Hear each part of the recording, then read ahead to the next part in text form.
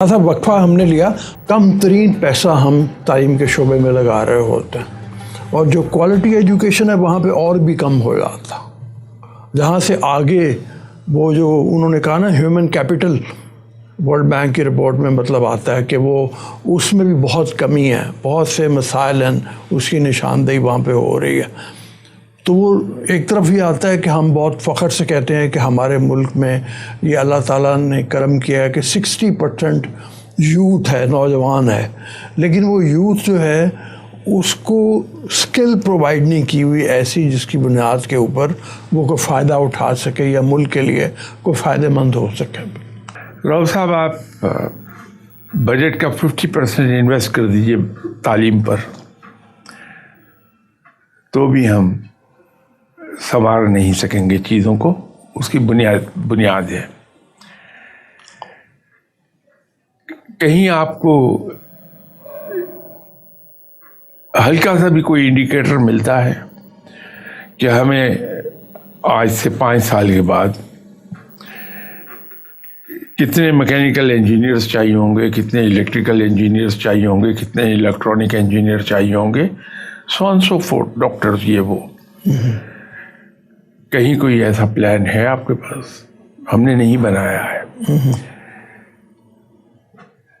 बेमुहाबा हम लोग प्रोड्यूस कर रहे हैं, क्यों बगैर किसी प्लान के आगे हम चल रहे हैं। एक बात तो ये है, हमारे जो टैलेंटेड बच्चे हैं वो आला तालीम के लिए मुल्क से बाहर जाते हैं। क्या हम उनको वो एनवायरनमेंट देते हैं कि वो पढ़ के आके वापस यहाँ काम कर पाएँ? अगर कोई आ भी जाता भूला भटका, कुछ अरसा टकरे मारने के बाद मायूस होकर वापस चला जाता। तो अनप्लान्ड तरीके पर जितना मर्जी इन्वेस्ट करते चले जाइए, आपको डिजायर्ड रिजल्ट्स नहीं, कतई नहीं मिल सकते। ये उसी वक्त होगा जब चीज़ों को प्लान किया जाएगा कि अगले 5 साल में हमारे यहाँ इतनी इंडस्ट्री होगी, इस टाइप की इंडस्ट्री की मुल्क को ज़रूरत है, उस पर काम करेंगे। एक ज़माना था, आपने प्लान किया, आपका इन्वेस्टर शाही था कुछ टाइप की इंडस्ट्रीज लगाने की, तो गवर्नमेंट ने उसको स्टडी किया और स्टडी करने के बाद एक अदारा बनाया, PIDC, Pakistan industrial development corporation. उसके फर्दर 2 झैली अदारे बने, WPIDC, west Pakistan industrial development corporation, and EPIDC, east Pakistan development industrial development corporation.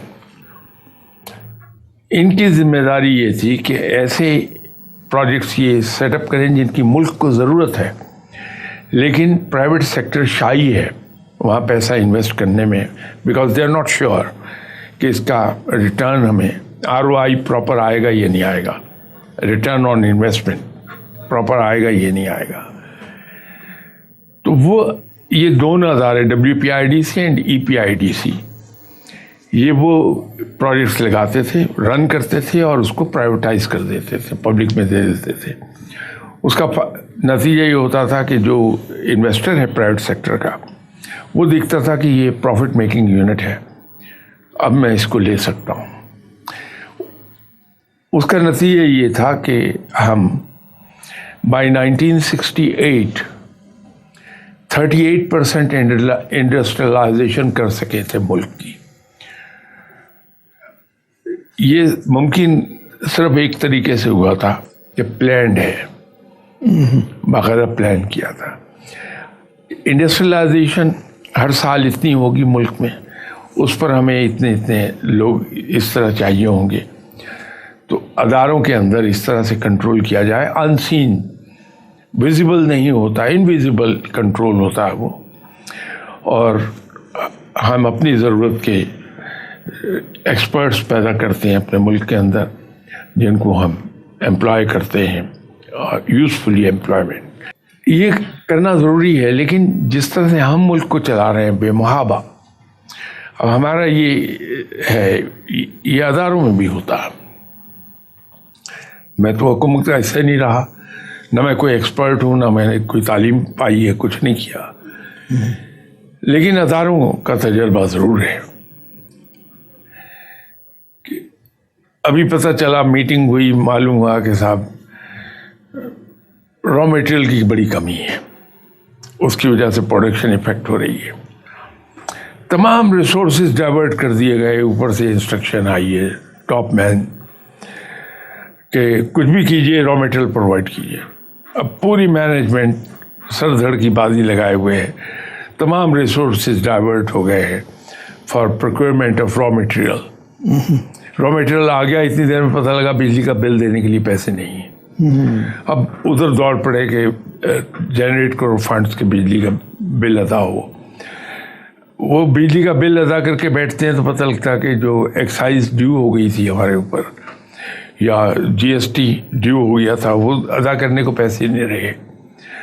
تمام ریسورسز ان کو ڈائیورٹ ہو گئے، باقی سب نگلیکٹ ہو رہا ہے. تو مینجمنٹ کا تمام وقت اس فائر فائٹنگ میں ہی گزر جاتا ہے.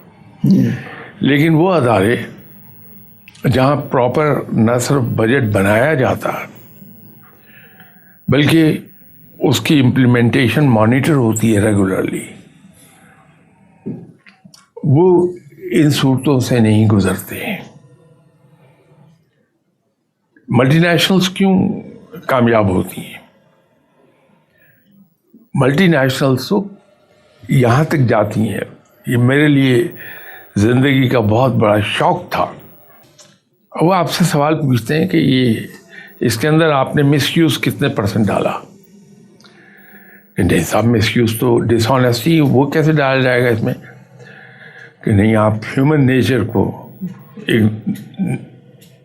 ایک طرف نہیں رکھ سکتے، اسے مس یوز ہونا ہی ہونا ہے. تو جب مس یوز ہوگا تو آپ کا بجٹ آؤٹ ہو جائے گا.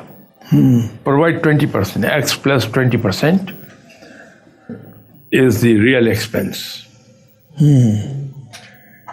Telephone bills, post telegraph and telephone, یہ ہیڈ ہوتا ہے.